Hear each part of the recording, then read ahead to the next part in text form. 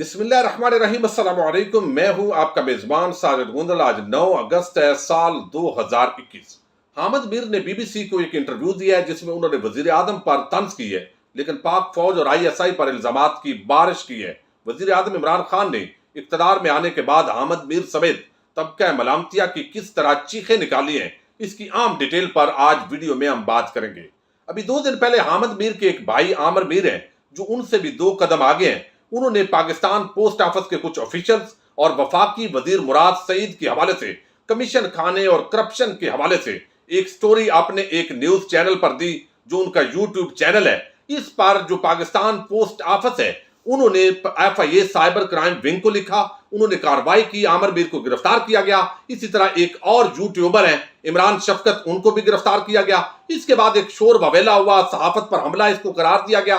लेकिन हमारे इदारों की बदकिस्मती ये है कि वो भी थोड़ा सा प्रेशर बर्दाश्त नहीं करते। या तो आप इतना होमवर्क मुकम्मल कर लें कि उसके बाद आपको पशेमानी ना हो, लेकिन जब आप किसी को पकड़ते हैं और फिर थोड़ा सा शोर शराबा होता है, 2-3 घंटे के बाद जब आप छोड़ते हैं तो मजीद उनको हीरो बनाने वाली बात है। इस तरह उनको हीरो बनाकर छोड़ दिया गया और आज Pakistan federal union of journalist और रावलपिंडी यूनियन ऑफ जर्नलिस्ट के जेरे तमाम इस्लामाबाद प्रेस क्लब के सामने एहतजाज हुआ। हामिद मीर समेत प्रेस क्लब के आम मेंबरान और सहाफी वहां पर शरीक हुए। लाहौर के प्रेस क्लब के सामने भी एहतजाज हुआ। उन्होंने मजीद हुकूमत को और पाकिस्तान की जो एजेंसीज है उनको वार्निंग दी, धमकियां दी और कहा कि आजादी सहाफत पर हमला हो रहा है, आप मुसलसल हमारी आवाज को दबा रहे हैं, बेरोजगार कर रहे हैं। हामिद मीर को फौरी तौर पर जियो पर बहाल किया जाए। जियो के मीर शकील से भी उन्होंने मुतालबा किया है। ये आजादी सहाफत के लिए बात करना, इस पर एतराज नहीं है, ये अच्छा अमल है। हर तबका अपने हकूक के लिए उठता है, लेकिन काश ये वहां पर बात होती जो सहाफी मौजूद थे कि जिस बंदे ने ये स्टोरी दी आमिर मीर, उसके चैनल पर एक फेक स्टोरी आती है, वो करप्शन का इल्जाम लगाते हैं, कोई इस हवाले से उनके पास दलील नहीं होती, इस पर उन्होंने माजरत भी नहीं की। तो एक बंदा इस तरीके से झूठ को फैलाता है तो क्या उसको भी आजादी इदारे राय पर हमला कहेंगे? दूसरी तरफ एक इमरान शफकत जिसके खिलाफ कार्रवाई की गई, वो किस तरीके से खातून अव्वल के हवाले से, खवातीन के हवाले से एक प्रोपेगेंडा करता है, गलीज जबान इस्तेमाल करता है। अगर वो वहां पर अपनी माजरत कर लेते तो फिर यकीनन पाकिस्तान की आवाम आपकी इस आवाज के साथ होती। फिर बड़े सवालात हैं इस सहाफती तंजीमों पर भी। जब पब्लिक टीवी यानी मलक रियाज का टीवी जिस तरीके से लोगों को बेरोजगार करता है, उस वक्त हामिद मीर उन आम वर्कर्स के लिए कितना उठे हैं, कितना एहतजाज किया है, कितने प्रोग्राम किए हैं, कितना बोले हैं। अगर कौमी टेलीविजन चैनल्स पर नहीं बोल सकते थे तो यूट्यूब चैनल्स पर कितनी बात की है। किसी मुजाहरे में इनफरादी तौर पर ये लोग कितने गए। यानी जहां पर मामला होता है इस मुल्क के इदारों का, इस मुल्क की मुसल्लह अफवाज का, हुकूमत पाकिस्तान का, वजीर आदम का, उस पर ये सारी आजादी सहाफत जो है इनकी आती है और उसी को बरकरार रखने के लिए पाकिस्तान के खिलाफ एक प्रोपेगेंडा किया जाता है। फिर आप दूसरी तरफ आइए, यकीनन बहुत अटैक्स हुए, असद तूर हो, अबसार आलम हो, हामिद मीर हो या दीगर गौरी वगैरह हो, सब पर अटैक्स हुए। और इस हवाले से जो हमारी लॉ एनफोर्समेंट एजेंसीज है उनकी बड़ी कमजोरी है। उन्हें गिरफ्तार करने चाहिए थे, मुल्जमान को वो सामने लाने चाहिए थे और ये मुतालबा हर पाकिस्तानी को करना चाहिए। लेकिन दूसरी तरफ जो सहाफत के लिबादे के अंदर छुपे हुए नून लीग और पीपल्स पार्टी के कारिंदे हैं, उनको भी सहाफी करार दिया जाता है। वो मखसूस एजेंडे के तहत कालम लिखते हैं, वो गीत गाते हैं, लेकिन उनको भी आजादी इदारे राय और सहाफत बनाकर पेश किया जाता है। मैं आपके सामने थोड़ी मिसाल रखता हूं। अब ये अताउल हक कासमी है, इसको PTV का चेयरमैन बनाया गया और मशकूक किस्म की गोलियों का बिल लाखों रुपए के अंदर था। इसको नवाज शरीफ ने नवाजा और ये हर कालम के अंदर नवाज शरीफ की वजीफा खोरी के तौर पर, खुशामद के तौर पर वो बड़े गुण गाता है। दूसरी तरफ अबसार आलम है, उसको चेयरमैन पैमरा बनाया गया। जब उससे पूछा गया तो उसने कहा कि मैं तो अब सियासी आदमी हूं, मेरा सहाफत के साथ कोई जो ताल्लुक नहीं है। लेकिन अब जब उस पर हमला हुआ तो ये फिर एक सीनियर सहाफी के रूप के अंदर सामने आया। नजम सेठी, इसको नवाज शरीफ ने नवाजा, चेयरमैन PCB बनाया और निगरान वजीर आला बना। और इसके साथ ही कुछ जमीनें और जायदादें भी ये ले उड़ा, यानी जिस तरीके से इस्लामाबाद के अंदर लीज पर, तो बहुत फायदे उठाए। लेकिन फिर भी ये सहाफी रहते हैं, इनकी राय भी आजादी इदारे राय होती है, जो कहना चाहे एजेंडे पर कह देते हैं। कोई अगर पूछे कि आप झूठ बोल रहे हैं तो फिर सब कुछ खतरे में हो जाता है। अब दूसरी तरफ मुश्ताक बिन नाथ یہ نون لیگ کا ٹکٹ ہولڈر، لیکن اب یہ چونکہ بے روزگار ہو گیا ہے، کشمیر کا الیکشن نہیں جیت سکا، لہذا اب یہ بھی صحافی کے روپ کے اندر آئے گا۔ آسما شرازی کس طریقے سے سرکاری خرچے پر حج کیا انہوں نے، اور آج تک پیسہ حکومت کو واپس نہیں کیا۔ اس کے ساتھ ہی آپ مجیب شامی پیٹرول پمپ لیے، لیکن وہ بھی صحافی ہے بھائی۔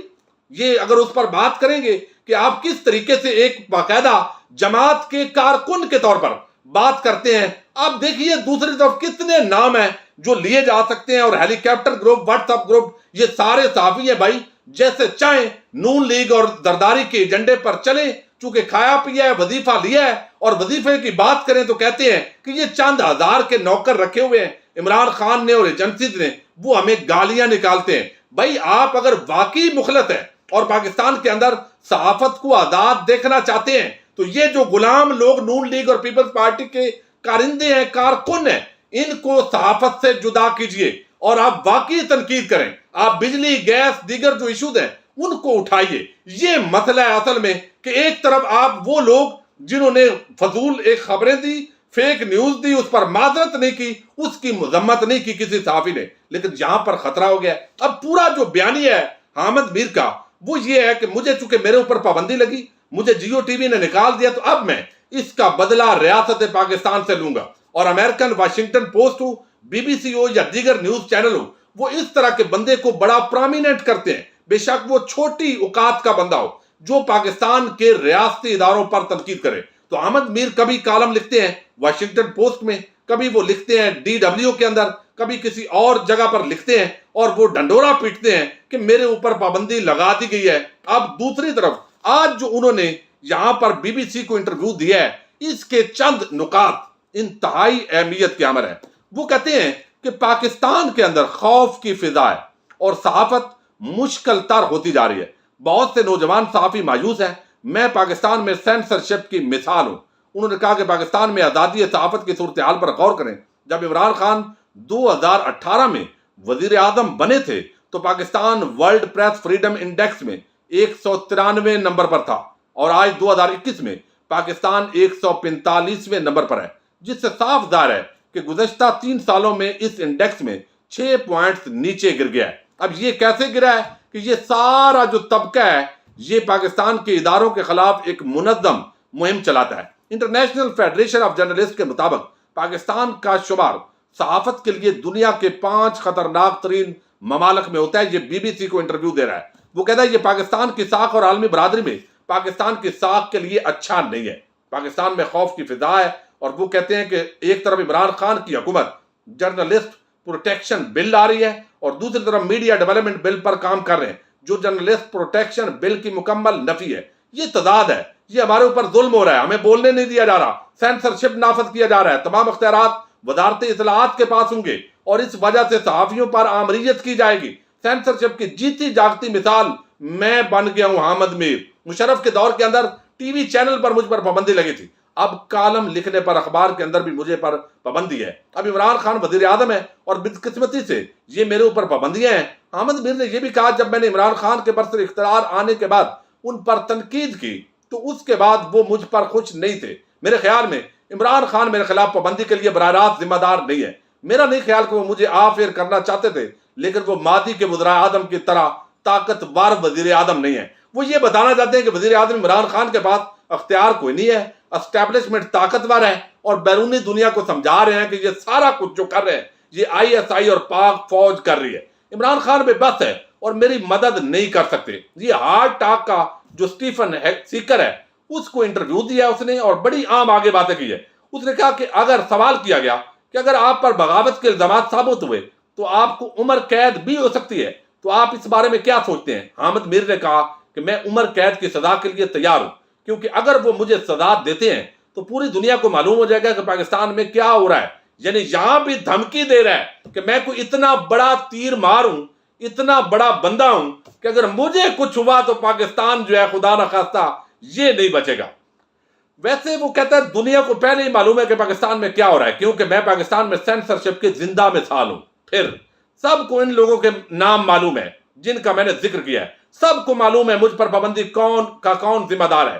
یہ تاثر درست نہیں ہے کہ میں اپنے بیانات سے پیچھے ہٹاؤں، بلکہ میرے وذاتی بیان کا مقصد قانونی پیچیدگیوں سے نبٹنا تھا، یعنی قانونی وجہ سے میرے اوپر غداری کا مقدمہ نہ ہو، عمر قید نہ ہو، کوئی اس طرح کا بغاوت کا الزام نہ ہو۔ اس وجہ سے تھوڑا سا میں نے وضاحت کو تروڑ موڑ دیا، ورنہ اندر سے میں وہی ہوں جو میں نے بات کی ہے۔ چونکہ بی بی سی کو انٹرویو ہے تو انہوں نے غیر ملکی میڈیا کو یہ باور کروایا ہے کہ میں آپ کی خدمت کے لیے حاضر ہوں، پاکستان کے اداروں کے حوالے سے جو بھی آپ بات کرنا چاہتے ہیں پورے ادارے پر الزام لگا رہا ہوں۔ انہوں نے کہا کہ یہ تاثر بھی غلط ہے، بلکہ میں تو چند لوگوں کو جو پوزیشن پر ہیں، یعنی army chief, D G I S I, ان کی طرف اشارہ کر رہے ہیں، وہی اصل میں پابندی لگا رہے ہیں اور پہلے ہی نشانے پر ہوں۔ تو میرے امپلائر کے سر پر یعنی میر شکیل پر تنقید نہیں کی، انہوں نے کہا کہ ان پر بھی پریشر ہے، میں سمجھ سکتا ہوں۔ دوسری طرف انہوں نے یہ کہا کہ پاکستان میں میری جان کو خطرہ ہے لیکن میں ملک نہیں چھوڑوں گا۔ انہوں نے کہا کہ کافی عرصے سے اپنی ذاتی سیکیورٹی خطرے میں محسوس کرتا ہوں، میں نے اپنی فیملی سے پاکستان چھوڑنے کے لیے کہا تھا اور وہ چلے گئے۔ میری بیٹی اور بیوی پہلے ہی پاکستان چھوڑ چکی ہے، مجھے بھی کئی لوگوں نے پاکستان چھوڑنے کا مشورہ دیا تھا لیکن میں نے فیصلہ کیا کہ میں پاکستان سے نہیں جاؤں گا۔ میں نے اپنی زندگی پاکستان میں فوجی آمروں کے سائے میں گزاری ہے، انہی حالات میں کام کیا، اور اس لیے میں سمجھتا ہوں کہ قانون کی بالادستی ہمارے تمام مسائل کا حل ہے۔ اس لیے ہم پاکستان میں حقیقی جمہوریت چاہتے ہیں، کیونکہ پاکستان کے بانی محمد علی جناح ڈیموکریٹ سے اس طرح کی باتیں انہوں نے کی ہیں۔ اب یہاں پر انہوں نے کہا کہ یہ صحافی اور یوٹیوب ولاگر اسد طور پر حملہ ہوا، یہ ڈیٹیل ہے۔ اب یہاں پر آپ دیکھیے کہ حامد میر صاحب نے اس انٹرویو کے اندر اپنی فوج، آئی ایس آئی سب پر الزامات لگائے، سینسرشپ ہے، کوئی بول نہیں سکتا، لیکن جو غلط خبریں دی، جو غلط باتیں کی، اس پر معذرت اس کے حوالے سے کوئی بات نہیں کی۔ اور دنیا کے اندر اس وقت اداروں کو یہ تاثر دیا جا رہا ہے حامد میر کی طرف سے کہ جناب اگر مجھے نوکری میری بحال نہ ہوئی، میں اسی طرح بے روزگار رہا، تو پھر آپ یقین مانیے میں Washington Post, B B C, سب جگہ پر اس ریاست پاکستان کے اداروں سے اور ریاست سے بدلہ ضرور لوں گا۔ اب وزیر اعظم سے ان پورے طبقہ ملامتیہ کو تکلیف کیا ہے؟ اس سے پہلے وزیر اعظم تھے کمزور، یعنی نواز شریف ہو، زرداری ہو، ان کا ایک ہی مقصد ہوتا تھا کہ ان کو کھاؤ پلاؤ اور یہ چپ رہیں گے، تھوڑا بہت بولیں گے اور یہ روٹین میٹر ہوگا اور عوام کو الجھائے رکھیں گے۔ وزیر اعظم عمران خان کی جو سوشل میڈیا ٹیم ہے اور جو فالوئنگ ہے پوری دنیا کے اندر، لوگ سمجھتے ہیں کہ یہ بندہ مخلص ہے، پاکستان کے لیے کچھ کرنا چاہتا ہے، لیکن چند وظیفہ خور صحافی چونکہ اعلی کار ہیں پیپلز پارٹی اور نون لیگ کے، اس لیے وہ یہ باتیں کرتے رہتے ہیں۔ تو جتنی غلط بیانی یہ اس طرح کے صحافتی طبقہ کرتا ہے ملامتیہ کا، ان کو کاؤنٹر کرتے ہیں سوشل میڈیا ایکٹیوسٹ جو امپلائی نہیں ہے بلکہ اوورآل ایک پاکستان کی کامن پیپل ہے۔ تو اس وجہ سے ان کو یہ جو جواب ملتا ہے، تو جو پراپیگنڈا پلاننگ کے ساتھ انہوں نے ایک طے کیا ہوتا ہے، ان کا وہ سارا پراپیگنڈا وزیر اعظم کے حوالے سے فیل ہو جاتا ہے۔ اور ان کا یہ ایک ذہن بن گیا تھا، ہم چاہیں تو کوئی حکومت میں رہتا ہے، کوئی ہم نہ چاہیں تو نہیں رہتا، بلکہ گریبان پکڑنے کی بھی یہ حامد میر باتیں کرتا تھا۔ لیکن اب بالآخر ان کو پتہ چلا ہے کہ یہ بھی صحافی ہیں، کوئی فرعون نہیں ہے، ان کی بھی اتنی اوقات نہیں ہے کہ یہ جو چاہیں اس ملک کے فیصلے کریں۔ اگر آزادی ادارے رائے پر بات کرنا چاہتے ہیں تو اس اصولی فیصلے پر، اصولی معاملے پر اگر بات کریں تو پاکستان کی عوام، میں، آپ سب ان کے ساتھ کھڑے ہو سکتے ہیں۔ حکومت سے جو جینوئن ایشوز ہیں ان پر بات کی جا سکتی ہے، لیکن اس آڑ کے اندر دو جماعتوں کا ایک مخصوص ایجنڈا، اس کو پایا تکمیل تک پہنچانے کا ان کا خواب شرمندہ تعبیر نہیں ہو سکتا۔ حامد اپنے میزبان ساجد گندل کو نیکسٹ ویڈیو تک کے لیے اجازت دیجیے۔ اللہ حافظ۔